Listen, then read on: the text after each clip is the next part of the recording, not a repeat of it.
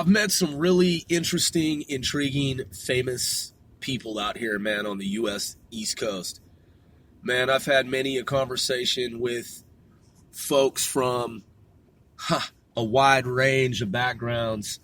The other day, I had a conversation with the gentleman. He was U.S. Air Force career, I believe he said 28 years. He was a J6, Joint Forces Korea, stationed in South Korea at the J6 level, and we had a really interesting conversation about the U.S. intelligence community. I won't go into details or say who that person is, but he works in the private sector now in Intel, and for a major company, and 28 years, man, U.S. intelligence, Air Force, J6, right at the DMZ, man.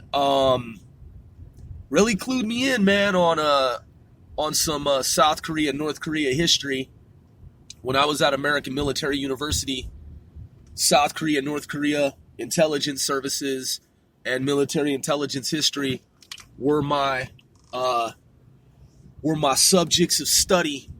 And because I had to choose, my professor was like, all right, for your study, everyone has to choose a country, choose an intelligence service.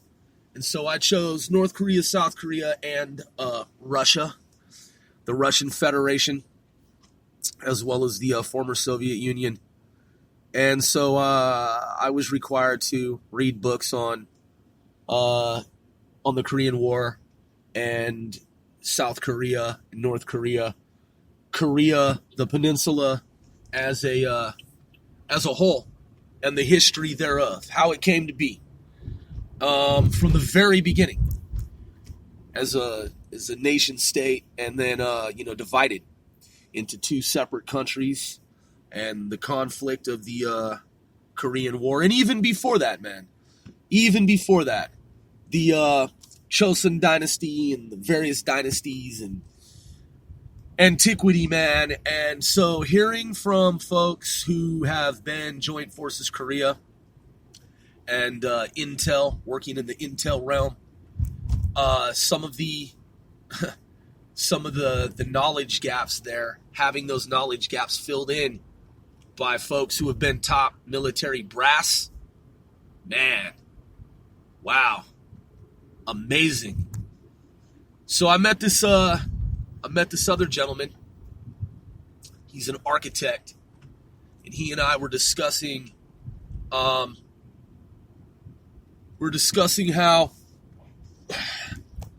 by the way, he's from the UK. I won't say where, but he's a senior gentleman, and he was explaining to me, we were talking about ancient astronaut theory, and he was talking about the margin of error, because I had said to him, I shared with him that my grandfather was a master craftsman, had a wood shop, metal shop, had been in World War II, fought Nazis, fascists, and had been in France and Germany. And then when he came back to the States, how he plied his craft and worked for Burlington Northern, used telegraphy for the switching of the rail lines, and how he continued to work on projects, wood and metal. And how when I was in junior high school, I got involved in wood shop, metal shop, and engineering drafting. We had a program, engineering drafting, and how I, before that, and also during that time, had been drawing and illustrating, painting, sketching, and how I had been very interested in art and design, and decided to take it to the next level with engineering and drafting. And that I had also wanted to be an architect at some point, but that when I looked at the sheer number of courses that would be required to earn any type of certification in architecture, I changed my mind because it required a lot of math. And at the time, I wasn't a math person. I liked design, and looking at blueprints and schematics and renderings and mappings and things like that, things of that nature. But I was an average math dude at the time. So I chose not to enter the field of architecture. But it's always fascinated me, and I've always picked up the journals of architecture, the big thick tomes, the big thick books that show the latest and some of the greatest architects of all time and their projects. When I've visited different cities and been at different bookstores, I'll thumb through and flip through the different books of architecture. And so he and I told them that I shared with him that my uncle had a printing company and that I've worked in media and that I've worked on different design projects. And in the printing process, we were talking about the margin of error when one goes to print, how there's the bleed section, and that for the offset, despite your best intentions to render a project, sometimes there will be that margin of error and it doesn't print properly. So you have that bleed zone, that bleed area, and you give it some room, some space, in the hopes that you don't cut too much or cut too little.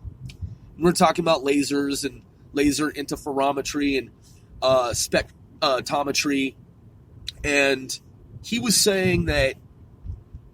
And then I said, so taking that from the micro level to the macro level, it always has fascinated me and amazed me, intrigued me in terms of how with the modern Marvels, like series, for example, on television, how when these major buildings are constructed, skyscrapers, for example, how there are always these errors that occur, whereas with the pyramids and other ancient megalithic structures, there's little to no error. I asked him, because he's a master architect, senior gentleman. He said to me that keep in mind he's from Europe, and he's also a professor. That could be a lot of different people. So again, not going into details or specifics, particulars. But what he shared with me is that what he teaches all of his students is that if you learn architecture using computers, and that is your mindset because you come from that school of thought and that is how you've been trained in the modern sense, in the context of that, if you're a trained, learned architect, having been inculcated with such knowledge by way of computer usage, computer design background, you can't think, he said you can't think three-dimensionally in the way that you ideally ought to and should as an architect. It takes away from learning to think three-dimensionally. You don't develop that skill when you learn architecture with modern computers and computer software. So he was talking about doing architecture by hand versus doing it by computer.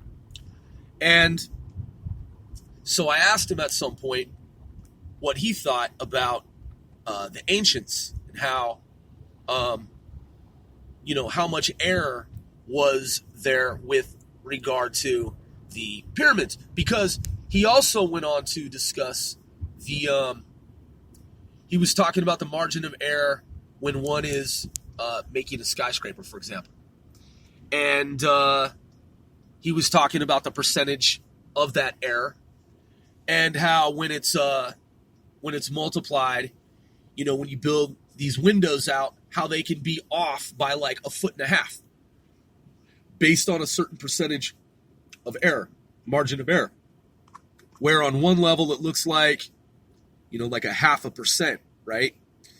When you multiply it out, that can equate to like a 1.5 foot discrepancy in terms of like a window, right? So you build a window, it's supposed to be a certain size, it's supposed to meet, certain criteria, it's supposed to be a certain dimensional configuration, right? But then it ends up being a 1.5 foot more, bigger, longer, wider than it's supposed to be.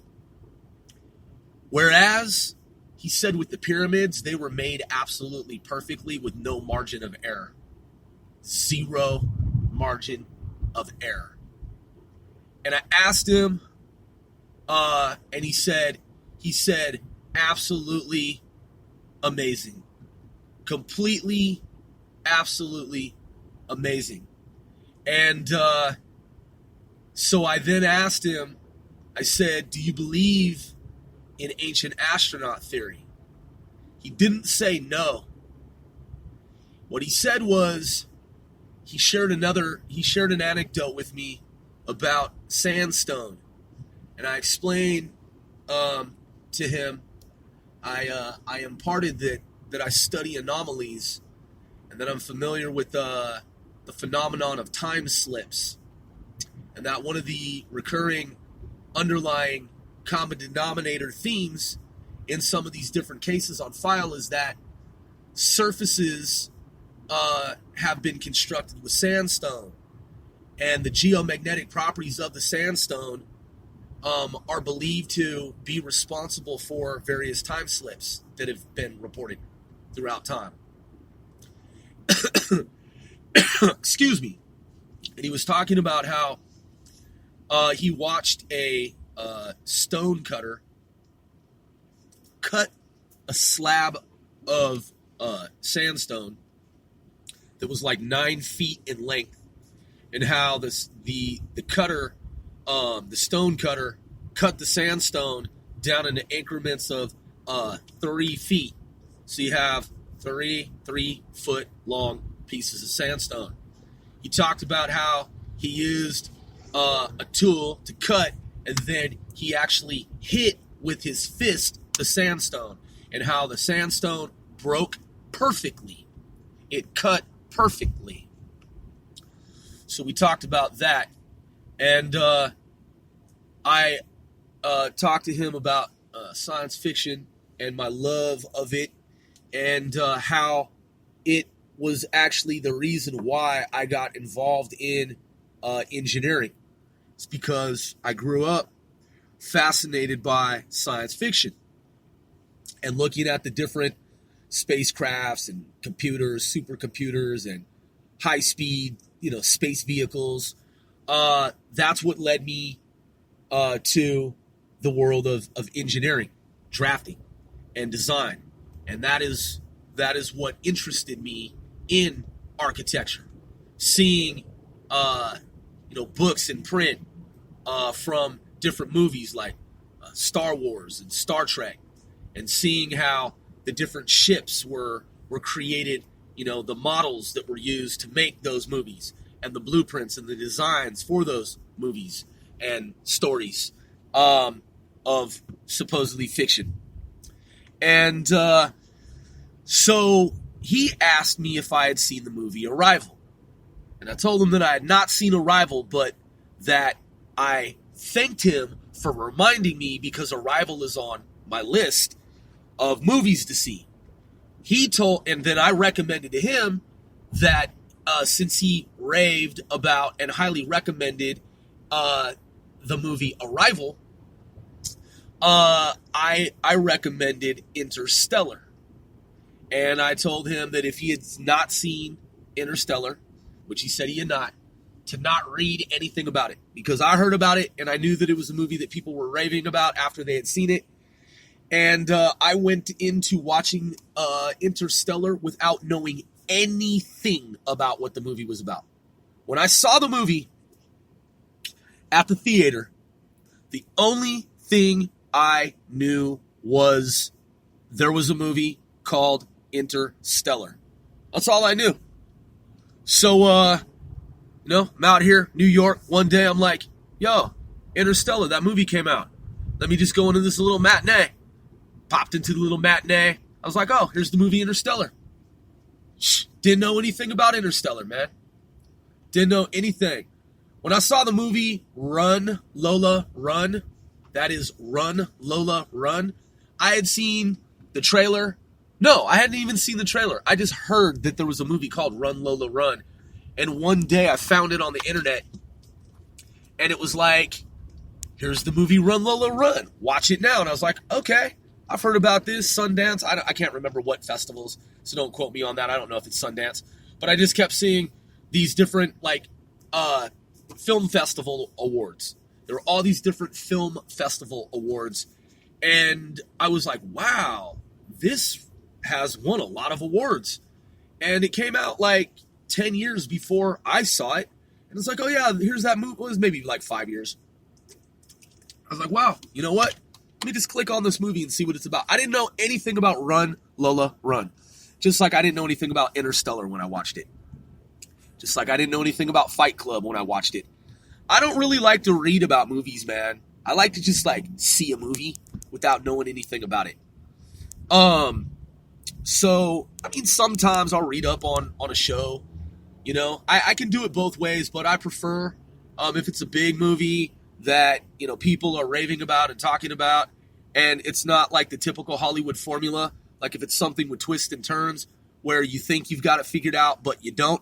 I don't like to wiki the shit. I don't like to fucking listen to reviews, because then you can, deduce and infer, and you start to put it together. You're like, okay, I know most people are going to think that this is going to happen in the movie, but I already know that this is what's going to happen.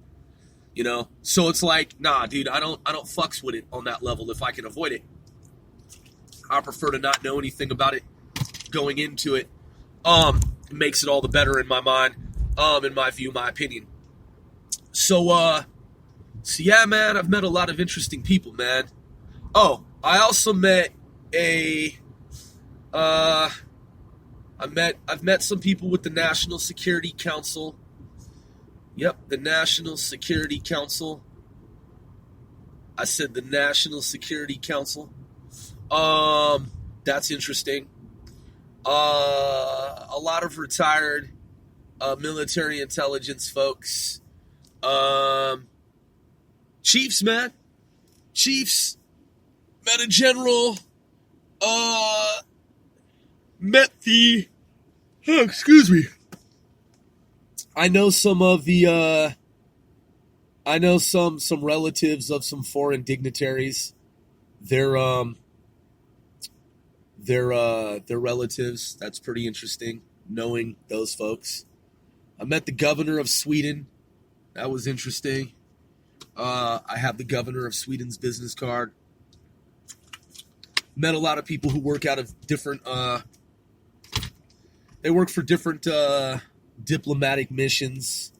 I met a gentleman. He's British. He works with the Irish government as part of a cooperative security exchange program. They share intel openly. And a lot of different people, man. I met a pilot. He's flown in, I think he said 5 different conflicts. And he's an older gentleman. He senior. And he was telling me about the I believe it's the B-129. And what he was sharing with me about the B-129, which is fascinating because I'm learning to fly aircraft. He said that let me bring this up. B-129 plane. Let's see if this is correct. All right, there's a 129. This is this says the Henschel HS-129. Wikipedia was a World War II ground attack aircraft fielded by the German Luftwaffe. The aircraft saw combat in Tunisia. All right, hold up. All right. B-129, here we go. Plane stress, analysis of an edge-stiffened rectangular plate. All right, 4 equation system. Hold up. Okay, my mistake. So the 129 was a German aircraft. All right, so the B-29, because you aeronautics aficionados out there, you're like, Grove, are you talking about the B-29? All right, B-1, the 129 was German. The B-29 was the Boeing Super Fortress, according to the website Boeing.com right here. All right, so it says 4-engine, propeller-driven heavy bomber designed by Boeing. All right, so what this gentleman was telling me was that he's the one. He's an author, too, and I'm not going to put his name out there. Okay, he flew in 5 different conflicts. 5. 1, 2, 3, 4, 5. Senior gentleman. All right. U.S., he's been at many different agencies, many different government agencies, federal employee and pilot. He's been at the White House, and he's worked under different presidential administrations. He's worked with the defense science community. He's the one who demonstrated and proved to our U.S. government that the B-29 can technically be flown with just one engine. He did it. He's the one who demonstrated it. He demonstrated that in an emergency situation, the B-29, unbeknownst to a lot of folk, that it can actually be flown with one fucking engine. Yeah, man. How many people in the world know that? One Sir Grove knows that. If you're flying a B-29, man, and the engines go out, as long as you got one engine, man, if you know how to fucking fly, and if you know a little trick or two, you can actually still keep the B-29 afloat, man, and you can survive. A lot of people don't know that shit. A lot of pilots don't know that shit. One Sir Grove knows that shit, and so do you now.